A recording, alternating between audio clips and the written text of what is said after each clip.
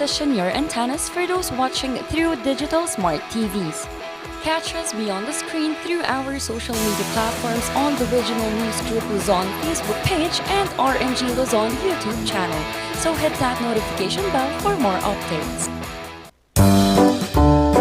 Ang init! Summer na talaga! Buksan mo nga yung aircon, yung electric fan, tapos penging yelo para sa tubig. Teka, masyado nang magastos sa kuryente yan. Huwag kang mag-alala, pwede pa rin naman magtipid ng kuryente na hindi nanlalagkit sa init. Yung electric fan, para mas malakas ang buga ng hangin, linisin ng fan blades. Kung gagamit naman ng aircon, isara muna mga pinto at bintana para mas madaling lumamig ang kwarto. Dapat malinis din ang aircon filter at condenser. Para mas efficient naman ang paggamit ng ref, i-defrost ito kapag nasa 1/4 pulgada na ang yelo. I-check din ang pinto para siguradong di tumatagas ang lamig. O diba, hindi kailangan tumagaktak ang pawis sa pagtitipid. Magtulungan tayong lahat sa mahusay na paggamit ng kuryente. Yan ang ilang tag-init tipid tips mula sa NGCP. Gusto mo bang maging updated sa balita at mapasaya ang inyong araw? I-scan ang inyong mga Digibox at hanapin ang Highland TV. Ang aming channel, nakadepende sa inyong lokasyon. Para naman sa mga gumagamit ng free TV o digital smart TV, posisyon ang inyong antena sa labas ng bahay at hanapin ang Channel 44. Pwede rin kaming subaybayan live sa Regional News Group Luzon Facebook page at RNG Luzon YouTube channel. Araw-araw tumutok para sa mga balita, latest updates at kulitan tuwing umaga. Gusto mo bang maging updated sa balita at mapasaya ang inyong araw? I-scan ang inyong mga Digibox at hanapin ang Highland TV. Ang aming channel, nakadepende sa inyong lokasyon. Para naman sa mga gumagamit ng free TV o digital smart TV, posisyon ang inyong antena sa labas ng bahay at hanapin ang Channel 44. Pwede rin kaming subaybayan live sa Regional News Group Luzon Facebook page at RNG Luzon YouTube channel. Araw-araw tumutok para sa mga balita, latest updates at kulitan tuwing umaga. Recount the narratives that matter with these simple steps. Re-scan your Digiboxes and look for Highland TV on the list. Make sure to reposition your antennas for those watching through digital smart TVs. Catch us beyond the screen through our social media platforms on the Regional News Group Luzon Facebook page and RNG Luzon YouTube channel. So hit that notification bell for more updates. Bawal magkabit ng antena sa ilalim o malapit sa linya ng kuryente dahil maaari kayong makuryente. Lubhang mapanganib yan dahil ang mismong pagtatayo ng bahay o anumang istruktura malapit sa linya ay pinagbabawal din. Dahil sa lakas ng kuryenteng dumadaloy sa linyang ito, ang paglapit at pagdikit ng anumang bagay na hawak ng tao tulad ng bakal, kahoy o kawayan ay maaaring maging sanhi ng aksidente o pagkamatay. Ang paalalang ito ay mula po sa NGCP.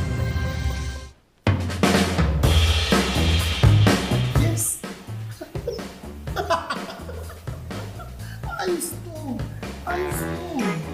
Pa, ang lakas naman ang tawa mo.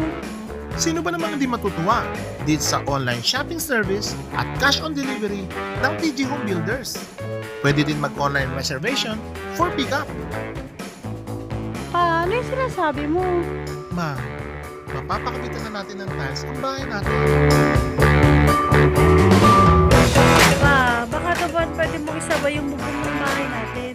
Para sa quality construction materials, mag-TG Home Builders. Main warehouse and showroom at number 75 Ferguson Road, Gisad, Baguio City. Bucaucan Branch at number 73 Bucaucan Road, Baguio City. Marcos Branch at KM3 Marcos Highway, Baguio City. Sales Office Branch at number 221 at Tab Marcos Highway, Baguio City. La Trinidad Branch at KM6 Batag, La Trinidad. And Urdaneta Branch at MacArthur Highway, Urdaneta City. TG Home Builders. We turn houses into homes.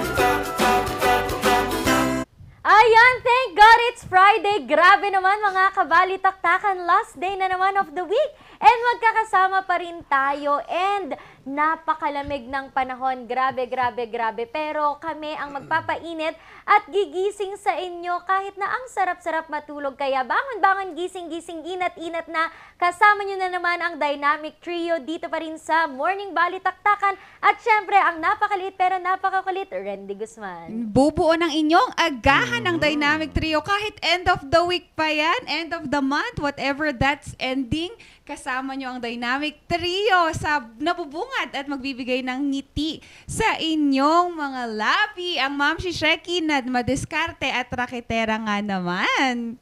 Yan, gising-gising, bangon-bangon na Tulog po ka pa mga ata. kabalitaktakan ngayong araw ng Friday. Naku, ang bilis! Kasi last week we're just talking about election, tapos ngayon, wala na.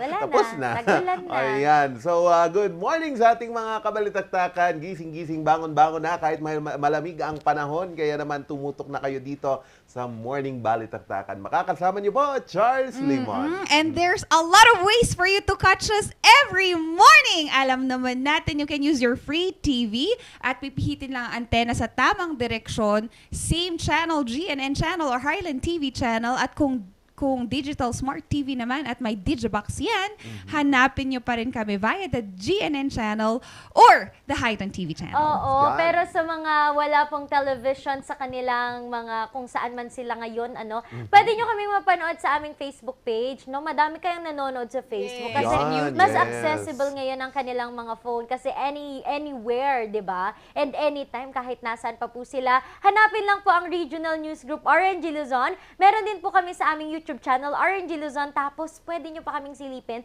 sa iba pa naming social media platforms, Instagram, TikTok, Twitter. RNG Luzon, nag-iisa, wala ng iba. Yan, nag-iisa, wala ng iba. And malamig ngayon ang ating Yes. panahon, mga kabalitaktakan. Ako, titignan natin, kasi kahapon dineklara na po ng Pag-asa ang pagpasok ng tagulan. Pero atin munang alamin ang latest weather update ngayong araw po ng May 20, 2022. Yon.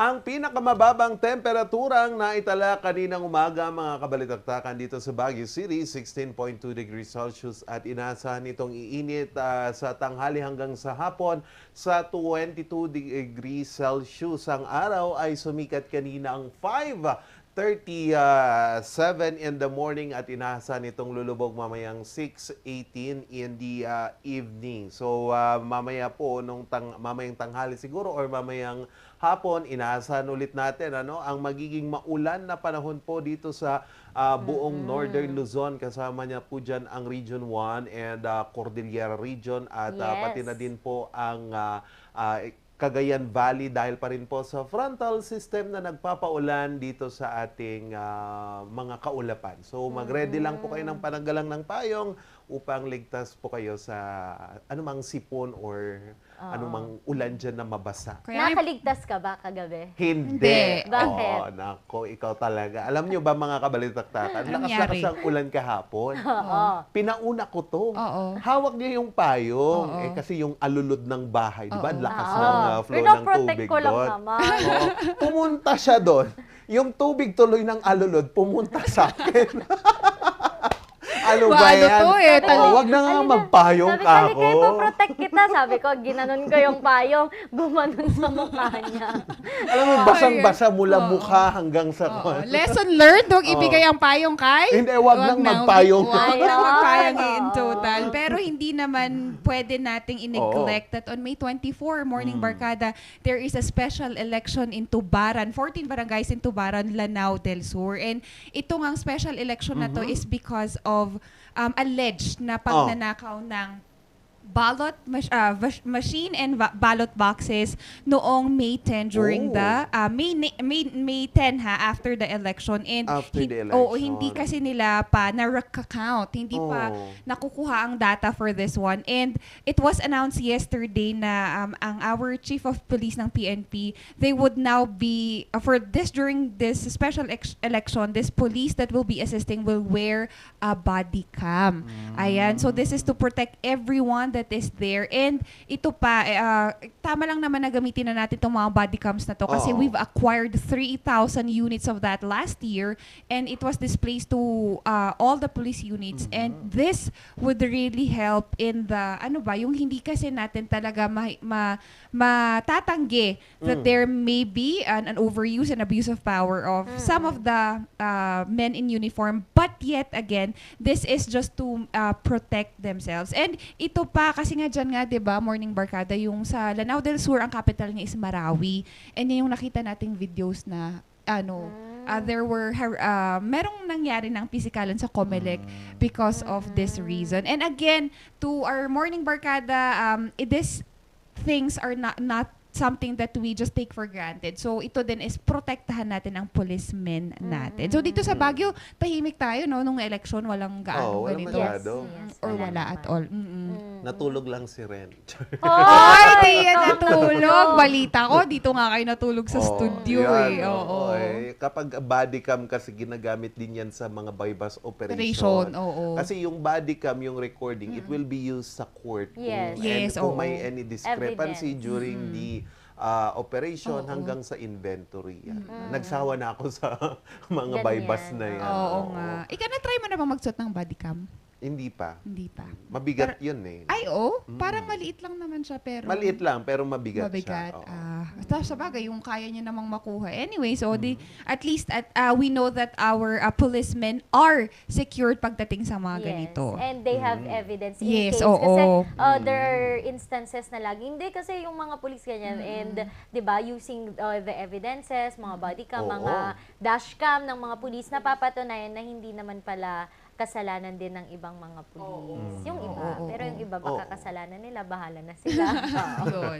Ayan. Mula po sa Mindanao, akyat naman tayo dyan po sa Ilocos Norte kasi nga po may ibibigay na tulong ulit sa ating mga displaced workers dyan po sa probinsya ng Ilocos Norte. Uy, nako, pinagpapalad ang Ilocos Norte.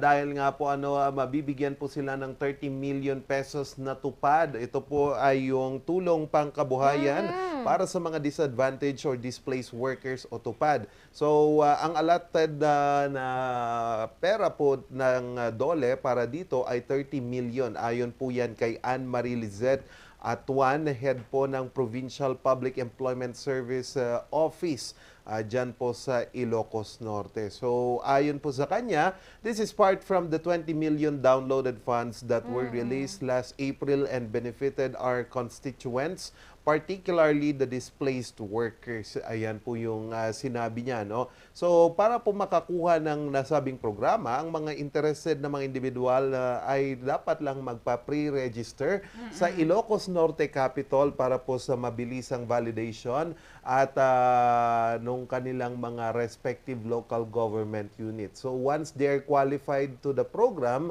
itong mga beneficiary ay makakatanggap po ng 5,000 pesos, 5,100 pesos at sila'y magtatrabaho lang po sa loob ng 15 araw para po i-perform ang mga magagaang mga trabaho sa barangay kagaya po ng street sweeping, paglilinis ng public facilities, pagtatanim ng mga puno at iba't iba pa. So, yun So, good luck sa inyong mga tupad and sana dito din sa meron na. Ay, marami na pala dito sa Benguet. In connection to that, sa Ilocos Norte din they're lobbying for minimum wage increase din. Approve na. Region 1 ha, hindi Ilocos. Yun, diba? Ano ba yun? Paano ba kahapon? Yes, more than 30 to 50 kasi 340 yung sa kanila. So, pwede siyang umabot ng 370 until 400 pesos. And na-approve na siya sa Region 1. However, they still have to pass that to the commission. Yun sa wage commission doon sa Metro Manila. And pag na-approve ito, after 15 days, saka na siya mai-implement. Madali yung implementation ng 15 and days. Speaking of that, this upcoming Monday, may i-announce din po ang DOLE Cordillera. And sabi naman nila na good news daw to regarding wage hike. Pero ito, good news din kaya po, ito matatanggap naman kaya ng mga taga Baguio City and the officials ang proposal na itaas po ng 5 pesos to 10, na itaas ang entrance fee because 5 pesos to 10 pesos ang botanical garden entrance fee ngayon.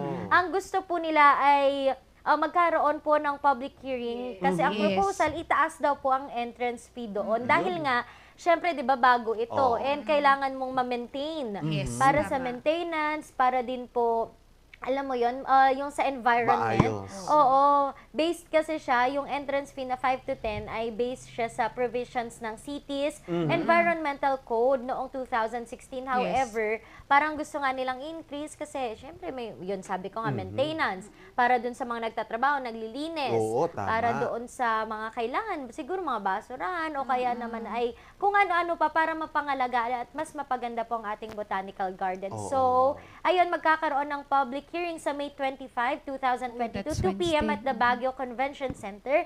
And pag-uusapan doon, dapat bang magtaas and kung magtataas ay magkano? Uy, gusto ko yan. In favor ako dyan. Kasi yung mga halaman sa botanical garden are perennial plants. So, mapapalitan sila every 4 months. So, you know, wanted to identify, yung budget na kukunin for that. So, 10 pesos siguro ako, in my personal take as a tour guide, kaya nating mag-shell out ng 20 pesos for an 20 entrance pesos fee. lang. Okay na yun. At saka, aside from that, kasi kumikita din ang botanical garden for their parking space.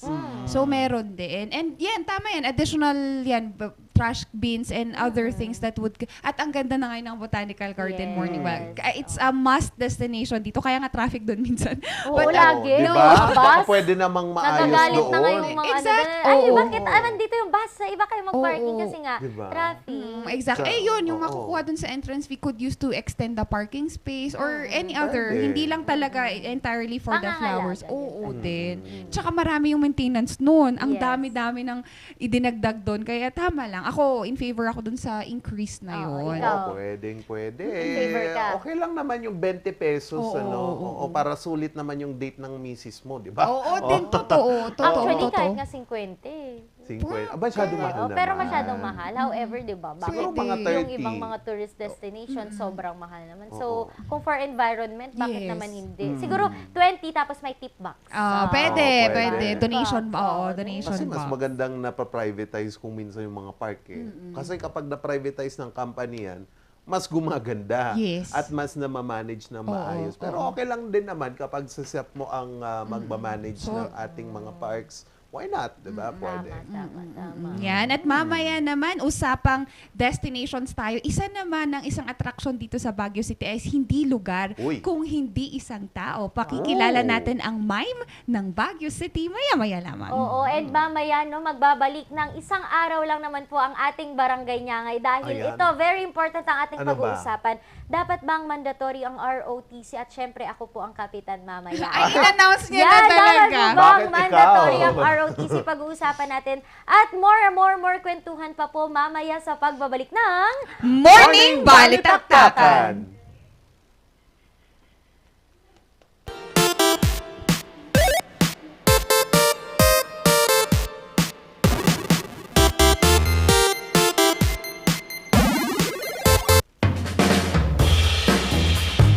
Yes! Ayos to! Ayos to! Pa, lakas naman ang tawa mo.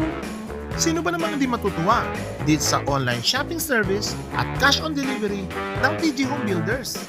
Pwede din mag-online reservation for pickup.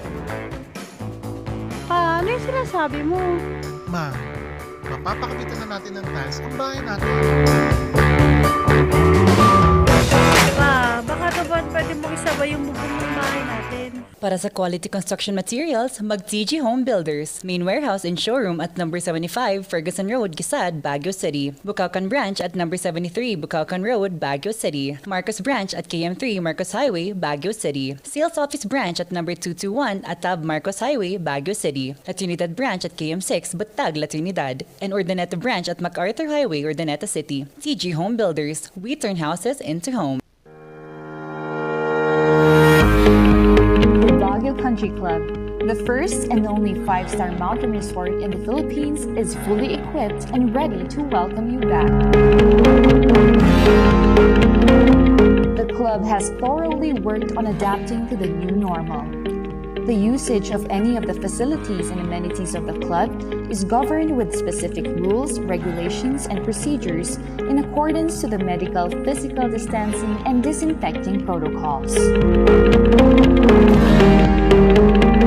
as you return back here to your second home and make new memories with us, we assure you that at the Baguio Country Club, you do not have to worry because we can assure you that the club continuously puts great importance to the health, safety, and wellness of its members, guests, and employees. Coronavirus. Dahil dito, may mga bagay na hindi mo na magagawa. Ngunit, may katuwang ka. PDA or Pau de Arco Herbal Capsule na may antiviral quercetin at immunity booster. Mag-PDA or Pau de Arco Herbal Capsule araw-araw. Para iwas sakit, iwas virus. PDA. Proteksyon, depensa, alay sa kalusugan. PDA or Pau de Arco Herbal Capsule is available in all leading drugstores nationwide. Another quality product of Aldrich Corporation. For better life. Ayun, may target na ako. Lagot ka sa akin! Sa panahon ngayon, dumarami na naman ang lamok. Oras na para mag-4S. Una, suyurin at sirain ang pinagmumulan ng mga lamok. Pangalawa, sarili ay protektahan laban sa lamok. Pangatlo, sumangguni agad sa pagamutan kapag may sintomas na ng dengue. Pang-apat, sumuporta sa fogging or spraying kapag may banta na ng outbreak. Pangalagaan ang sarili laban sa kagat ng lamok. Mag-4S tayo para dengue out! Narito ang ilang tag-initipid tips na pwedeng gawin ng hindi nahihirapan at nananatiling komportable sa pang-araw-araw na pamumuhay. I-schedule ang pagpuplansya ng mga damit ng isang beses sa isang linggo. Gawin ito tuwing kaunti lang gumagamit ng kuryente gaya ng bago mag 9 AM o pagkatapos ng 9 PM. Kung wala namang gumagaya ng TV o iba pang appliances, tanggalin na lang ito sa saksakan para hindi na kumusumo pa ng kuryente. Magtulungan tayong lahat sa mahusay na paggamit ng kuryente upang masigurong tuloy-tuloy na maihahatid ang kuryente saan man sa bansa. Isang paalala mula sa NGCP.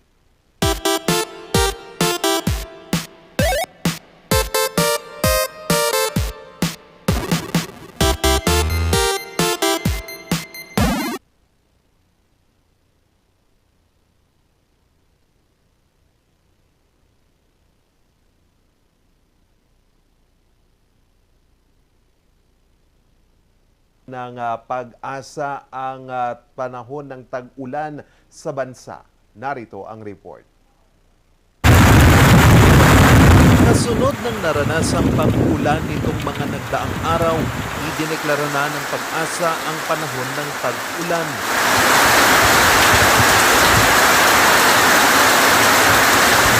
Past 5 days, nakita doon sa ating data, sa mga stations na kung saan nakasaad doon sa ating mga criteria, ay na-meet itong mga criteria na to. Kaya nag-declare na ang pag-asa na we are on the rainy season.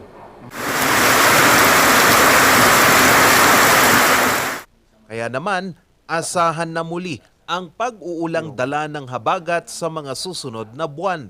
Dagdag pa ng pag-asa, hindi pa direktang ramdam ngayon ang tag-ulan sa Northern Luzon. Ang nararanasan kasing pag-ulan ngayon ay dala ng frontal system. Apektado ito sa Cagayan, dito sa Isabela, and yung mga islands natin doon sa northern. Ano?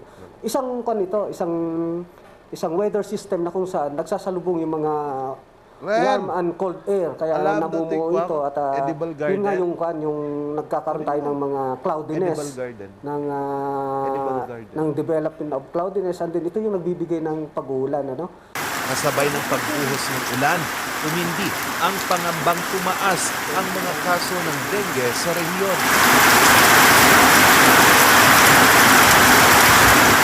Tingnan po natin, ang lalaki po talaga ng pagtaas po ng mga kaso in all areas, no, except Abra, where medyo nag-decrease po siya. But then, of course, pinapavalidate pa rin po natin ito sa area natin. Baka kasi may mga pasyente lang po o komunidad na hindi talaga pumunta sa mga health facilities natin, no?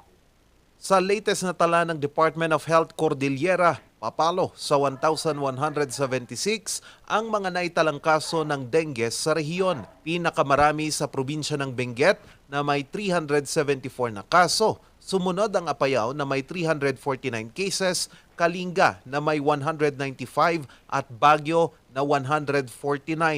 Nagiging aktibo na rin po tayo, no, sa ating mga dengue cases and dengue at bukas. Katulad ng pagbabakuna, kabilang rin po yung dengue po sa mga ina-advocate po natin pag bumabaga po tayo sa baga. Kasi yun nga, no, dapat maging active po talaga yung mga LGs natin. And Paalala ng DOH, puksain ang mga posibleng pamugaran ng mga lamok at magsuot ng mga damit na may banggas upang iwas sa kagat ng lamok. Charles Nicolimon para sa Luzon Headlines. Ibinigay na po ng COMELEC ang honorarium ng mga gurong nagsilbi sa kakatapos na halalan. Ating alamin sa report na ito. At least additional budget. Sulit daw ang pagod ni Teacher Arlene bilang poll clerk nung halalan. Aabot sa 7,200 pesos ang natanggap niyang honorarium. Before 5 a.m. sa madaling araw, nandoon na kami. Natapos kami sa gabi, 11 o'clock or 12. Pinasa namin yung mga paraphernalias dito at saka doon sa engineer's office. Natapos kami past 1 na a.m. Ganun yung pagod. Anya, mas maayos ngayon ang pamamahagi ng COMELEC ng kanilang honorarium.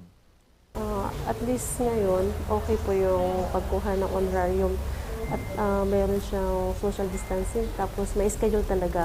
Ngayon, ang schedule namin is for full clerk lang. So, full clerk lang talaga ang pupunta. Accessible po at saka madali.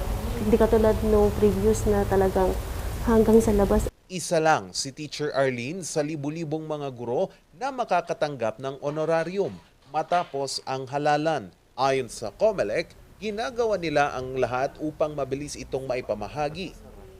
Nag-umpisa kami nung Tuesday, may schedule at by cluster. Tatapusin namin hanggang bukas, bali 4 days dahil may 1,000 teachers at mga support staff ang nag-serve nung elections. Kaya we are accommodating 273 per day. Ganon. Kaya yung mga hindi makakakuha ng honorarium nila ng Tuesday to Friday, pwede silang bumalik ng Sabado. Kumpara noong nakarang taon, mas malaki ang matatanggap na honorarium ng mga guro ngayong halalan. Aabot ito ng 9,000 pesos para sa mga poll clerk, ngunit mababawasan ng 1,800 dahil sa buwis. Kasi nagdagdag sila ng mga COVID allowance at mga iba pang dinagdag. Kasi dali 8,000 noon yung sweldo ng chairman, naging 10,000 na ngayon. Yung mga 7,000 naging 9,000. Parang 2,000 ang nadagdag sa bawat teacher o electoral board na nag-serve. Ang mga gurong nag-overtime dahil sa pagpalya ng VCM o kaya'y nagkaroon ng problema nung halalan ay mabibigyan ng karagdagang bayad. Oo, okay naman yung payout natin, nangyayari na siya all over sa region natin. Yung mga teachers, tinatawag na ng ating mga election officers for the honoraria as promised to them na after they finish all the reports, the honoraria will be given right away. And that is what's happening. Payo ng COMELEC, dapat sundin ng mga guro ang mga itinakdang schedule sa payout. Charles Nicolimon para sa Luzon Headlines. Aprobado na sa Region 1 ang dagdag na aumento sa sahod, pero sa Cordillera Region, pinag-aaralan pa kung magkano ang idadagdag. Nagbabalita, Ren de Guzman. Mag-isa ni Princess sa Baguio, hindi raw sapat ang kanyang kinikita bilang sales attendant, lalo't sinusuportahan pa niya ang kanyang pamilya sa probinsya. Sobrang mahal na kasi lahat ng mga bilihin ngayon. Kaya kailangan din sana pati salary taas na din. Mag-isa ka lang ba dito, ma'am? Oh, yes po. Nagbibigay ka ba sa family mo? Not every cut-off, every once a month, parang ganun na lang. Kasi yung parang ganun, yung half ng sahod mo napupunta sa expenses. Kabilang siya sa mga manggagawang kumikita ng 350 pesos kada araw o minimum wage. Kaya naman, malaking tulong daw kung madadagdagan ang kanyang sahod. Nauna nang sinabi ni Dolicar Regional Director Nathaniel Lacambra na pinag-aaralan na ang wage hike sa rehiyon base na rin sa mga petisyon at assessment ng Regional Tripartite Wages and Productivity Board, Cordillera. Sa Lunes, tuluyan nang malalaman ang resulta. Napag-usapan na namin kahapon, meron ng mga initial agreements Pero hanggat hindi napipirmahan ng ating mga board members, ayoko muna magsalita ng tapos. We scheduled another meeting sa Lunes. Baka sakaling ilabas na natin by that time yung ating wage zone. Sa tingin ko, good news. Good news dahil halos napag-agrihan na ng ating mga sectors, labor and management sector. Samantala, inanunsyo kanina ng Regional Tripartite Wages and Productivity Board Region 1 ang halos 30 hanggang 50 pesos na aumento sa sahod sa rehiyon. Ibig sabihin, mula 340 pesos, magiging 372 pesos hanggang 400 pesos ang araw-araw na sahod ng mga manggagawa dito. Inaantay na lang ang pag-aaproba ng National Wages and Productivity Commission bago ito tuluyang maipatupad. Well, maganda na mayroong mga wage increase order na lumabas na para sa region. Malaking tulong ito sa mga manggagawa na matagal lang hindi nakatanggap ng dagdag sahod sa kanilang sahod. So, definitely magandang balita ito para sa mga manggagawa at kanilang mga pamilya. Patuloy namang nakikiusap ang ilang negosyante na magkaroon ng exemption, lalo na sa hanay ng mga SMSE o Small and Medium Scale Enterprises. Kung pwede ma-exempt yung micro, alam mo naman, music, yung micro natin is 90% of the enterprises. And 65% of employees come from the micro. At alam din naman natin na kalahati niya nagsara during the pandemic at yung iba hindi pa rin bubukas. Kaya lang, malaki rin daw ang magiging epekto nito sa mga malalaking negosyo. Maybe the government can come up with something also to help them out. Alam mo kasi, some of the things that people have to understand, out of the 48 billion in the labor market, only about 10% are minimum wage earners. Yung mga nasa formal sector. Yung mga nasa informal sector, 90%, yung mga market vendors, drivers, tricycle drivers, yung mga small business, some in the agriculture sector. Pagka yung mga tinamaan sa 10% na kumpanya, nagtaas ng presyo, everybody will have to suffer the price increase. Pati yung 90% na hindi naman nataasan ng sweldo. Wala pang inilalabas na desisyon ang National Wages and Productivity Commission patungkol sa usaping ito. Ren de Guzman para sa Luzon Headlines. At yan ang mga pasada ng mga balita ngayong umaga. Para maging updated sa mga karagdagan pang impormasyon at mga balita, tumutok lagi po sa Luzon Headlines tuwing alas 6 po ng gabi at News Force North Luzon alas 6:30 ng gabi sa Highland TV. Magbabalik po ang Morning Balitaktakan.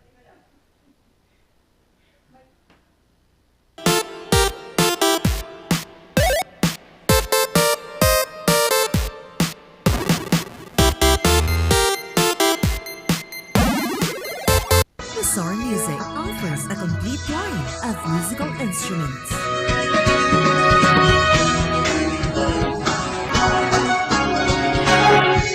Mazar Music, Baguio's pioneer in online music and art lessons.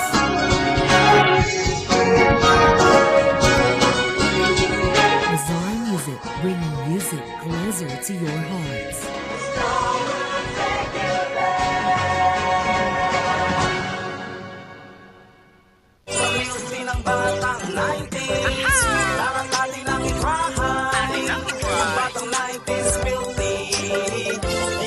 Sisi promise sa milky ng batang 90s.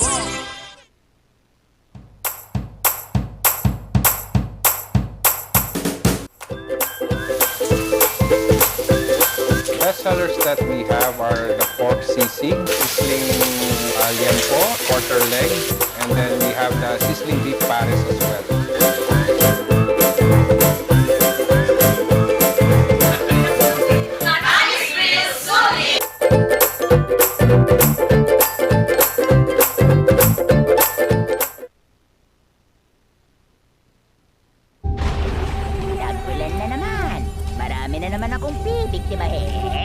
Tag-ulan na naman, pinapaalala ng Department of Health na sundin ng 4S kontra dengue. Una, search and destroy mosquito breeding ground. Pangalawa, secure self-protection measures. Pangatlo, seek early consultation. At higit sa lahat, support tracking to prevent impending outbreaks. Ugaliing sundin ng 4S ng DOH dahil stay safe at home ka na, then get out ka pa!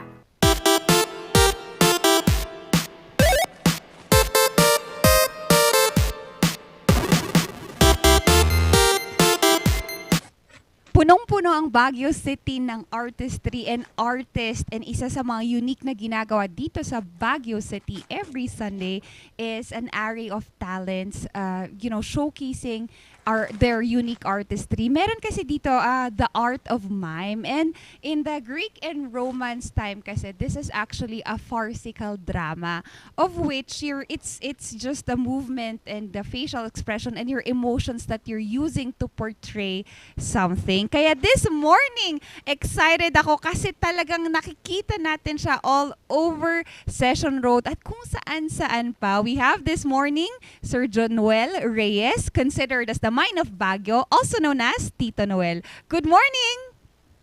Good morning po. Good morning po, ma'am. Good morning po sa lahat ng taga po.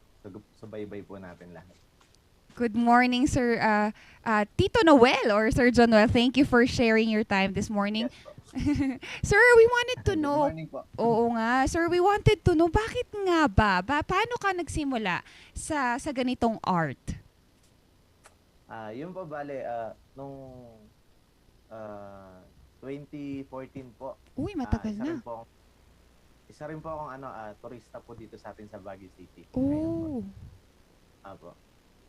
Hanggang sa nakakita po ako ng mga spot dito sa Baguio City na sinubukan po natin na mag-perform, na kinalaunan po nagustuhan naman ng lokal at ng mga ibang turista.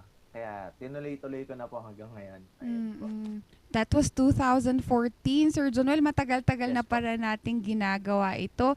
Sir Jonuel, ito po bang pagmamime is something na natutunan nyo, tinutunan nyo? And how did you know this art?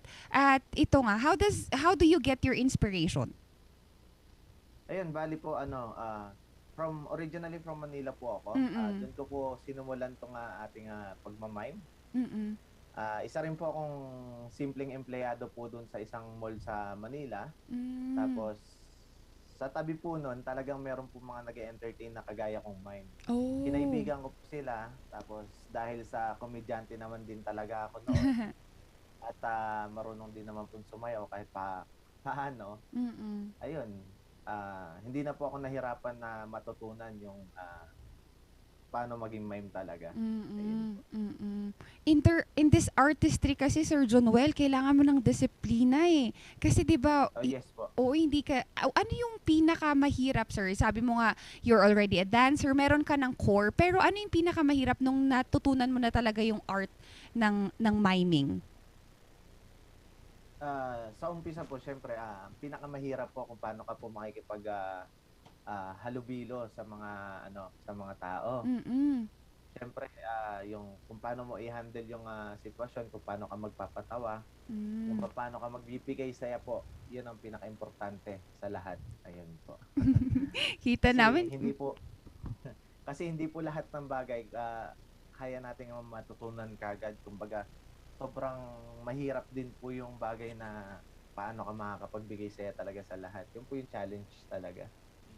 Oo nga, no, Sir Jonuel. Pero every time that you are in character, nakita ko at nakikita kita na talaga yung mga viewers, yung audiences natin, talagang iba yung ngiting na idadala mo. Sir Jonuel, in a personal take, ikaw nagbibigay ka ng ngiti, ng saya sa ibang tao. Ikaw, sir, what makes you happy? Sa akin po, syempre, masaya po ako makita kung masaya yung buong pamilya ko. Higit sa lahat, kapag nakakaraos tayo sa mga problemang pinagdadaanan natin, yun na yung nagiging nakakapagpasaya po sa akin. Higit sa lahat, yung kapag habang nag-show po ako, nakikita ko yung maraming tao, yung ngiti at saya na idudulot ng pagiging mime ko. Ayun po. Isa yun sa talagang nagbibigay sepo sa akin na. Si Oo nga. Nakita ko si Valak, parang bigla akong natakot. Sir Jonuel, in this costume, pag nagko-costume po kayo when you get into character, gaano katagal yung preparation nyo? Depende po eh. Pero mostly po kasi 30 to 45 minutes po. Ayun po. Pag may makeup lang po yun, tsaka pagdadamit. Oh, yan eh. Ano pa yan? Oo nga eh, magkakaibang characters pa yan, no, Sir Jonuel? If during equations pa, di ba? Nakita ko kasi si Valak kanina, kaya parang, Pero dito po sa atin sa Baguio City, ang pinaka nakilala po sa akin talaga yung si Green Soldier po. Yes. Siya po ang talaga naging trademark natin dito sa Baguio City po. Oo. If I were to ask Sir Jonuel, yan nga si Green Soldier, bakit Green Soldier? Ano po kasi siya isa po siyang larawan ng isang matatag na laruan nung araw. Yes, that's right. Na pinagayahan ko po dati. Ayan po. Tapos pumasok sa isip ko na mabilis po kasi makita ng tao yung karakter na yon. Tama. Saka sa karakter po kasi ng Green Soldier na yon, nilagyan ko po siya ng katatawanan. Opo. Kasi the way na kung paano po ako mag-act sa mga tao, hindi po siya soldier kung titignan kasi masyado po siyang maharot. Oo nga. Pero that's your personal take on that. Pero ang ganda ng konsepto, Sir Jonuel, that there's still virility pagdating sa mga ganito. Sir Jonuel, lastly, where can our Rangers, Morning Barkada watch you? Saan kanila pwede bang i-hire ang services mo if there are events and occasions? Opo, pwede po. Kapag may mga special occasions po kayo, birthday parties or ano man na kailangan nyo po yung serbisyo po ni Mime, pwede po ako. Ayun, tawagan lang po ninyo. Sir, social media platforms or saan kanila pwedeng panoorin, saan kanila pwedeng i-message pag kailangan nilang services mo?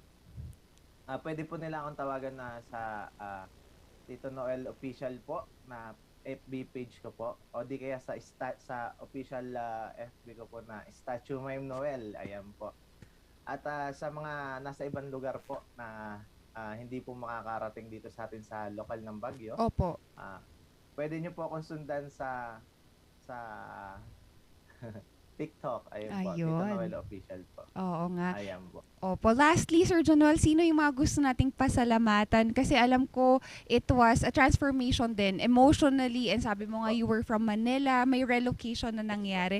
Sir Noel, sino yung mga gusto nating pasalamatan? Una sa lahat, syempre, gusto kong pasalamatan yung syempre nasa atin sa taas. Si Lord na hindi niya ako pinabayaan sa journey ko dito. Higit sa lahat, sa mga tao pong taos puso na nagmamahal kay Mime na hanggang ngayon patuloy na sumusuporta po sa iba't ibang pagkakataon na meron po ako ngayon. Ayun, sobrang nagpapasalamat po talaga ako sa inyong lahat. Kundi po dahil sa inyo, wala po si Mime, wala po si Noel dito. Wala pong makakapagbigay ng munting halakhak at saya sa lahat. Maraming salamat po sa suporta po ninyong lahat. Certainly. Opo. Sir Jonuel, thank you so much for sharing your time with us this morning. And magpahinga na po kayo. I know magtatrabaho po ba tayo in a while. And again, thank you for gracing us this morning, sir. Salamat po. Salamat po. Ingat po tayo lagi. Ingat po tayong lahat. Yes po. Sir Jonuel, we will see you very soon at sa mga morning balitaktakan barkada dyan that is interested to hire or witness him perform. Andito po siya sa Session Road every Sunday in our local market. And yun nga, his official TikTok and social media platform. Let's support local for local. And ito nga, this artistry is just flourishing. Just one artistry here in Baguio City na kaya nating i-extend so more na ang goal or ang intention lamang is to heart our warm. Yan. Yes naman. Thank you so much. At magbabalik pa rin kami mamaya-maya lamang. At ano nga ba ang pag-uusapan namin sa Barangay Nyangay dito lang sa Morning Balitaktakan.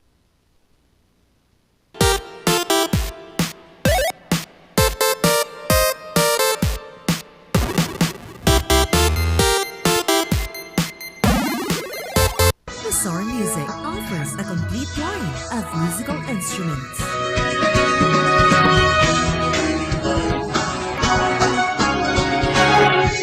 Wazar Music, Baguio's pioneer in online music and art lessons.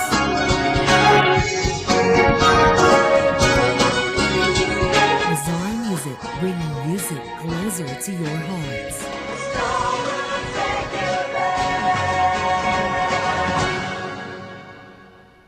Sa milky ng batang 90s, parang atin lang itrahay. Ang batang 90s milky, di ka magsisisi, promise. Sa milky ng batang 90s.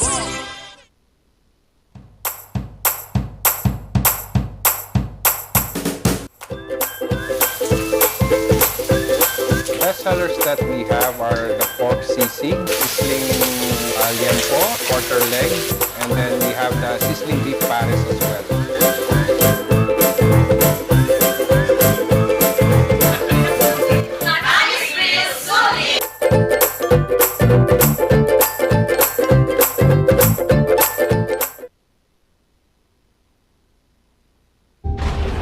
Tag-ulan na naman. Marami na naman akong bibiktimahin. Tag-ulan na naman, pinapaalala ng Department of Health na sundin ng 4S kontra dengue. Una, search and destroy mosquito breeding ground. Pangalawa, secure self-protection measures. Pangatlo, seek early consultation. At higit sa lahat, support fogging to prevent impending outbreaks. Ugaliing sundin ng 4S ng DOH dahil stay safe at home ka na, then get out ka pa! Paulinimel! Masakit ba ang likod, ang kasukasuan? Namimitik o masakit ang iyong kalamnan? May rayuma, arthritis o nahihilo? May stiff neck, flatulence o masakit ang ulo? Sa Paulinimel, ginhaway, garantisado. Paulinimel, isang pahid ka lang. Dahil walang out sa Pau!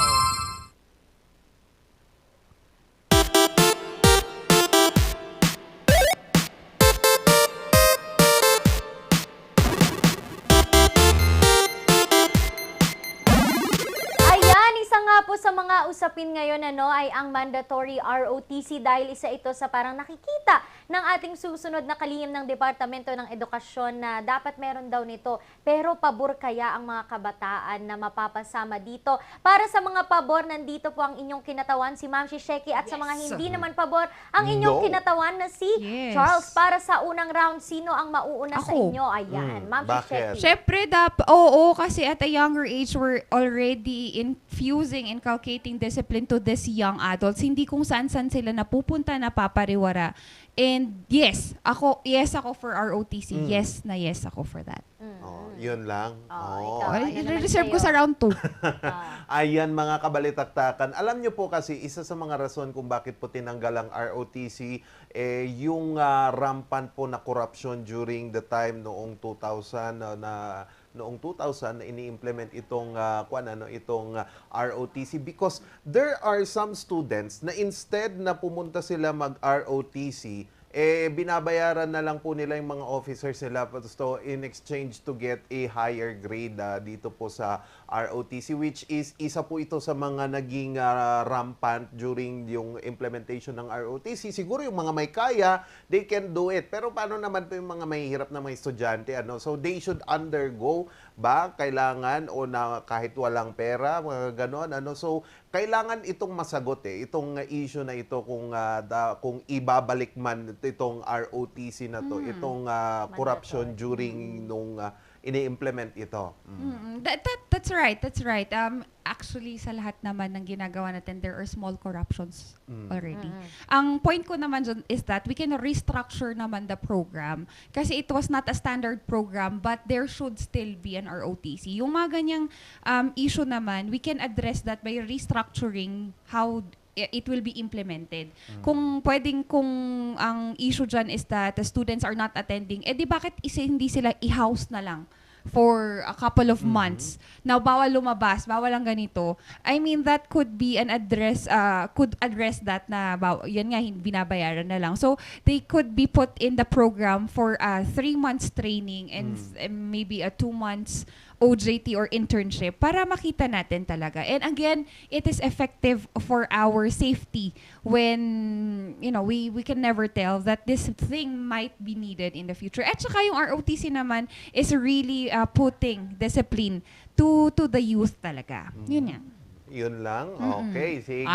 Yun kung lang. pagtuturo lang naman po ng disiplina at pagiging makabayan ng ating adhikain sa ROTC, ba't natin pagbibila din pa sa araw yung ating mga kabataan kung pwede naman po silang tumutok sa mga iba't ibang libro at tumutok din sa iba't ibang research na mga pag-aaral ukol po sa ating kasaysayan para po mas matamasa po nila ang ating kasaysayan at maging proud na Pilipino. Yon. Para po sa ating last na round, pag-uusapan po kung ano ba ang naitutulong ng ROTC talaga sa isang estudyante and sa bayan, and ano ba yung negative din na side nito. Oo, kasi syempre yung ROTC na yan kasi syempre they're also introduced to basic self-defense and paggamit din ng ibang instrument to protect themselves and to protect others. Syempre, it's not just the discipline innately by nature. I think it would be better that they would be introduced with such at a young age so that we also avoid crimes. And sabi ko nga, pag kailangan na natin yung force in the future. Yun yung, parang yung when PMA started, hindi pa nga sila gumagraduate ng hindi pa sila gumagraduate. They were already used in 1939 when the Japanese started attacking us. So yung core nila andun na. Unfortunately, hindi nga lang sila lahat nag-survive, pero they were able to make a prior defense of the country before then. Okay. Ay, sa akin naman, no pa rin. Kasi nice. nga din naman, kasi yun nga, team no yung binigay sa akin. So, kailangan ko i-defend. Ano magagawa ko? Alright, team no tayo, mga kabalitaktakan. Kasi nga din naman, may mga issues pa rin po na hindi nasasagot ang ROTC, kagaya po ng iba't ibang issue ng hazing, ng mga iba't ibang mga estudyanteng sumasa ilalim nito. So, paano natin masisigurado at paano pa natin may implement ito ng maayos kung may mga iba't ibang mga issue na kagaya ng hazing at iba't iba pa yung kinakaharap ng ROTC before it was tinanggal. So, yun lang yung akin. Alright. Kapitan. Ayun nga, kung ano man ang mangyari, mandatory o hindi, ang importante po ay maging disiplinado ang bawat Pilipino at pag kinailangan nila ang ating pagmamahal sa bayan ay sana andoon po tayo para ipagtanggol ang ating bayan. And doon po sa mga estudyante, shoutout sa mga nanonood, hindi na namin babatiin isa-isa, pero kung ang mga kapamilya nyo ay sasailalim sa mandatory ROTC, ito advice ko lang sa inyo, kailangan ng malinaw ang mata, kaya magpa-check na kayo sa Maranan and Ballesteros Optometric Clinic, Dizon Vision Clinic, at pag sumakit po ang inyong mga katawan dahil sa mandatory ROTC, meron po tayong mga produkto mula sa Aldrich Corporation, pampawi ng mga sakit sa katawan, kagaya po ng Pauliliment and Paumasahe, dahil wala ng aw sa PAW! And gusto rin namin magpasalamat sa mga nagkomento, and thank you so much for sharing your thoughts, at hindi rin papahuli ang ating mga sponsor na nagbibigay ng ngiti sa atin, nagbibigay ng options for your furniture, TG Home Builders, at isa pa ang NGCP at Baguio Country Club. Ayan, pasalamatan din natin ang Pugad Adventure Resort dyan po sa Pugola Union. Bisitahin niyo po yan ngayong darating na weekend. And also, magpalamig po tayo ngayong summer season dyan po sa Batang 90s Milk Tea, Upper Session Road po yan. And pasalamatan din natin ang nagbibigay sa atin ng musical instrument skills, ang Musar Music. And dahil nga thank God it's Friday, mag-ingat po tayong lahat this weekend lalo at tag-ulan. And magkita-kita tayo, kasama pa rin si Charles Limon, Sheki at ang nag-isang Minion in the House, Randy Guzman, ang inyong dynamic trio, Kita Kits, next week dito pa rin sa Morning Balitaktakan!